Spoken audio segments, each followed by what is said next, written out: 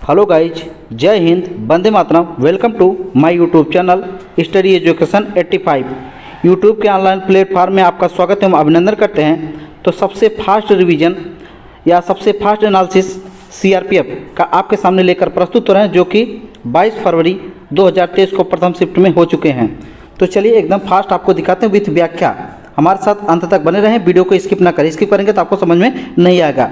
With व्याख्या कौन कौन से प्रश्न पूछे गए हैं सीबीटी बेस यानी मेंटलिटी बेस पे जितने क्वेश्चन हो सके आपको हम प्रोवाइड कराएंगे, और उसका विथ व्याख्या और अन्य उससे संबंधित नए क्वेश्चन भी आपको सामने प्रस्तुत होंगे लेकर। तो जैसे हिंदी से क्वेश्चन पहला पूछा गया था कि हिंदी से कौन सा क्वेश्चन पूछा गया था दोस्तों? हिंदी से पूछा गया था कि राम खा रहा होगा। तो इसमें पूछा गया था कौन सा काल है? तो आपको याद रखना संदिग्ध वर्तमान काल। इसकी पहचान कैसे करोगे आप? अंत में रही होगी, रहे होंगे, ता होंगे, ती होंगी, ते होंगे। इस प्रकार से इसकी पहचान आप आसानी से कर पाओगे। तो चलिए आगे दिखाते हैं। अगला आपसे पूछा गया था अपूर्व वर्तमान काल से संबंधित भी क्वेश्चन पूछा गया था। इसको भी आप पढ़ लेंगे, यानी काल को आपको पढ़ के जाना है। चलिए अन्य देखते हैं। अगला क्वेश्चन आपसे पूछा गया था कारक से। अगला क्वेश्चन किससे पूछा गया? कारक से। कारक कौन सा? अधिकरण कारक। अधिकरण कारक की पहचान होती है में पर। क्या होती है? में पर। याद रखना है, कहीं भी जैसे कहीं वह घर में गया या वह छत पर गया, यानी में पर इसकी पहचान ध्यान रखना, जहाँ देखना अधिकरण कारक होगा। इसके बाद एक क्वेश्चन पूछा था वलित होना। मुहावरे का अर्थ है वलित, आप मुड़ जाना।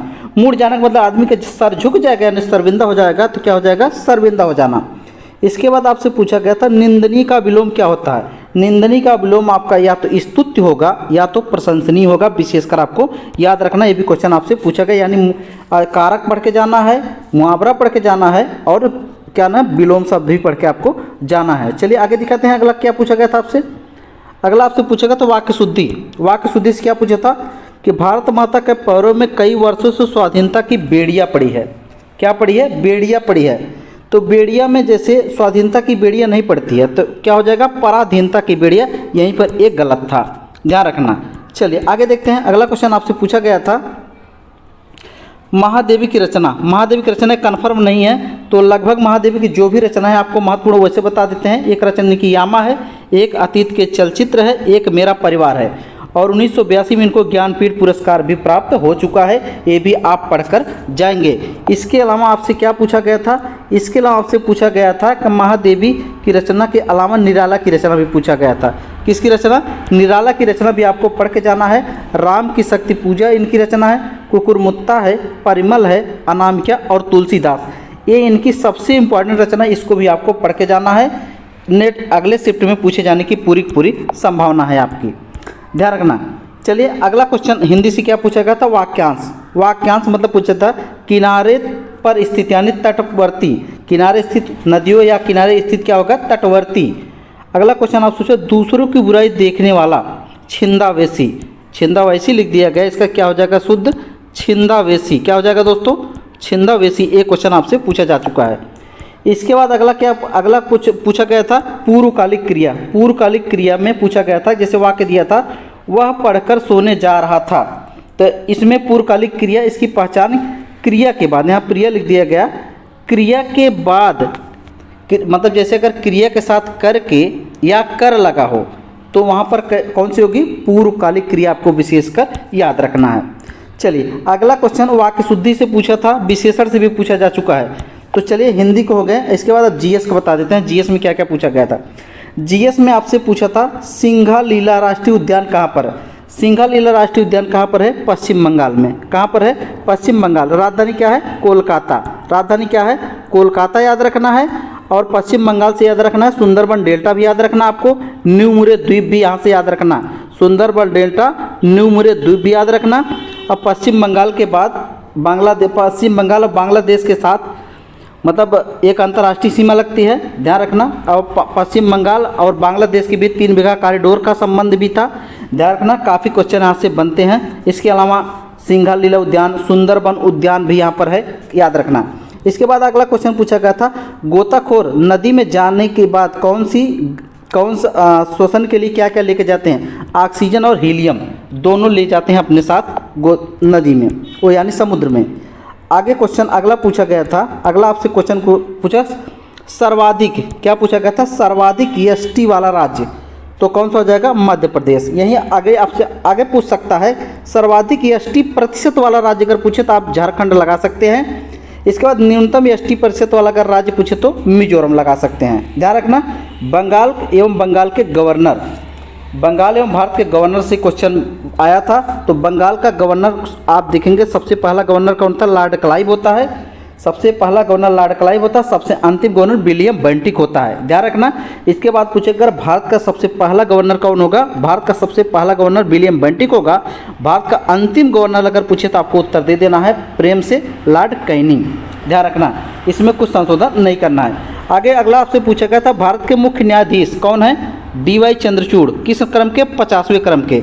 अगर 49वें क्रम के पूछे कौन थे तो यू ललित आपको याद करना, ये भी याद करके अगले शिफ्ट के लिए जाना है। चलिए अगला देखते हैं। आपसे एक क्वेश्चन पूछा था, और नर्मदा नदी का दूसरा नाम क्या है, तो आपको याद रखना रेवा। क्या याद रखना दोस्तों, रेवा।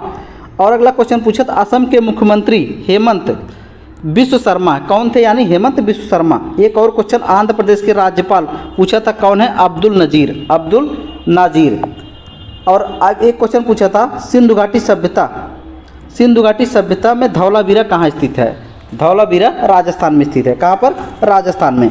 तो ध्यान रखना, सिंधु घाटी सभ्यता का अगर आकृति पूछे तो आपको याद रखना है सिंधु घाटी सभ्यता की आकृति कैसी है, त्रिभुजाकार। कैसी है दोस्तों, त्रिभुजाकार। जैसे इधर त्रिभुजाकार है तो त्रिभुजाकार, इस हिसाब से 1 मिनट हम बना के आपको यहाँ पर दिखाते हैं। सिंधु घाटी सभ्यता की आकृति जो है इस शेप में है। 1 मिनट दोस्तों, सिंधु घाटी सभ्यता की आकृति जो है 1 मिनट बताते हैं, इस शेप में है। इस शेप में आपके ऐसे है। तो यहाँ पर क्या हो जाएगा, मांडा हो जाएगा। यहाँ पर क्या हो जाएगा, दाइमाबाद हो जाएगा। यहाँ पर क्या हो जाएगा, आलमगीरपुर हो जाएगा। यहाँ पर सुत का गेंडोर हो जाएगा। ये 4 स्थान आपको याद करके जाना है सिंधु घाटी सभ्यता में। ध्यान रखना, सिंधु घाटी सभ्यता की आकृति कैसी है, त्रिभुजाकार है। ध्यान रखना, सिंधु घाटी अगर सभ्यता का क्षेत्रफल पूछेगा 13 लाख वर्ग किलोमीटर, समय पूछे तो 2350 BC से 1750 BC इसका समय भी याद रखना। सर्वाधिक स्थान पूछे तो कहाँ पर थे, सर्वाधिक स्थान इसके गुजरात में थे सिंधु घाटी सभ्यता के, याद रखना है। बनावली आपसे पूछ सकता है कहाँ पर, हरियाणा में है। राखी गढ़ी कहाँ पर, हरियाणा में आपसे पूछ सकता है। हड़प्पा कहाँ पर है, पाकिस्तान में है। सिंधु सब कहाँ पर है, पाकिस्तान में। ये सब आपसे पूछ सकता है, ये भी आप पढ़ के जाएंगे। चलिए आगे बता देते हैं। अगला आपसे पूछा था मूल कर्तव्य कहाँ से कहाँ तक है, 36 से 51 अनुच्छेद है। 36 से 51 मूल कर्तव्य, यानी इसी को यहाँ पर गलती से बोल दी है। मूल कर्तव्य कौन सा है, अनुच्छेद 51 का है। यहाँ पर गलती से बोल दी है, अनुच्छेद 51 का है मूल कर्तव्य। तो मूल कर्तव्यों की संख्या कुल 11 है। पहले तो 10 थे, बाद में 1 जोड़ा गया। अंतिम मूल कर्तव्य कौन जोड़ा गया, 6 से 14 वर्ष के बच्चों को हर माँ बाप का दायित्व है कि उनको स्कूल भेजें या भेजना सुनिश्चित करें।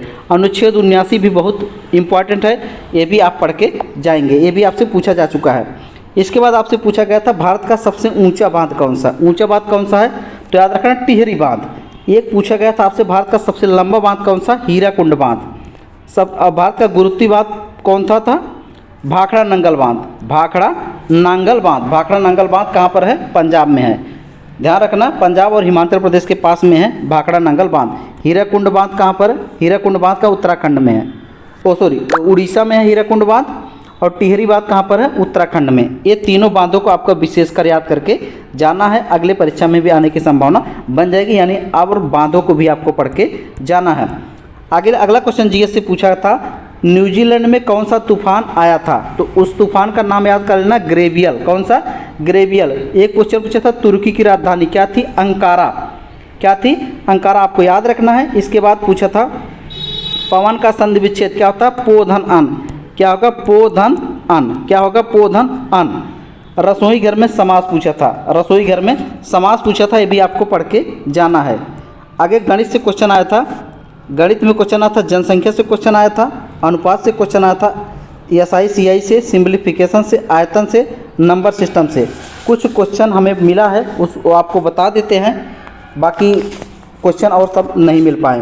पूछा था कि जैसे 2300 रुपये हैं, 2300 रुपये में 15%, 2300 रुपये में 15% की हानि होती है, लाभ होता है।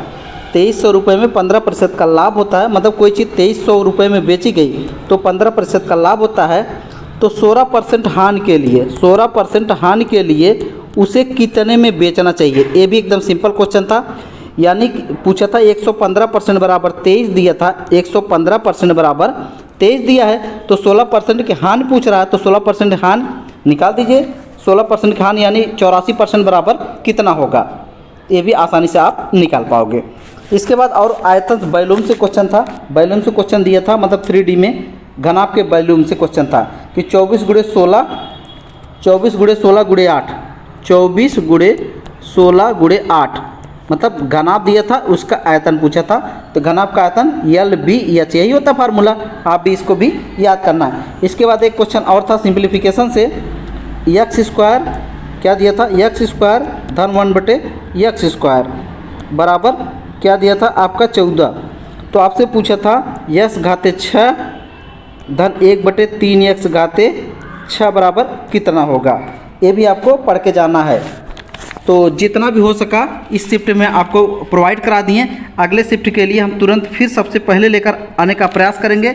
वीडियो को सब्सक्राइब करें, शेयर करें और अपने दोस्तों तक पहुंचाएं। आज के लिए बस इतना ही। धन्यवाद। बेस्ट ऑफ लक, आपका दिन शुभ हो।